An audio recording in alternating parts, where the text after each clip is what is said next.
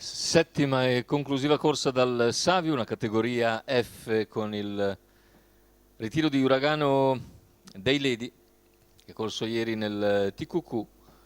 Restano così in 8, questo lo schieramento: 1 Virtual Victory, 2 Pedro Almodovar, 3 Tropical Spring, 4 Una del Rio, 5 Love Inside, seconda linea, 7 Tunecede, 8 Shakira Maio, 9 Unitalia Golden. Favori del pronostico in chiusura, che si contendono Virtual Victory e Una del Rio. Ancora poco più di 100 metri allo stacco, fasi di lancio con tentativo dall'esterno di Love Inside di assumere l'iniziativa. Love Inside in poche battute supera tutti. A 14 anni Love Inside ha ancora questo scatto veemente in partenza.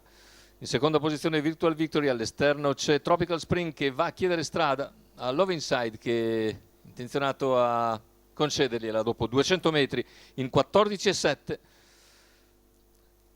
A questo punto cerca di risalire Una del Rio, controllata a mezza ruota da Virtual Victory, poi insiste Una del Rio al completamento dei 400 in 29,4. Copre ora Virtual Victory e cerca di avvicinare la testa. Love Inside sempre in seconda posizione, mentre Tropical Spring continua a condurre al completamento dei 600, ora in rallentamento in 45,6, la frazione in 16,2 in curva. Una del Rio può riorganizzarsi e avvicinare la testa al passaggio davanti alle tribune dopo 700 metri di gara. In vantaggio Tropical Spring, in seconda posizione Love Inside, all'esterno Una del Rio, poi Virtual Victory. Al largo cerca di avanzare anche Pedro Almodovar. Completamento degli 800 in 1 minuto e 6 decimi, con Una del Rio che ora va deciso all'attacco di Tropical Spring. A contatto Love Inside, poi Virtual Victory, chilometro in 1,16, attacco di Una del Rio che a 500 dalla conclusione passa in vantaggio.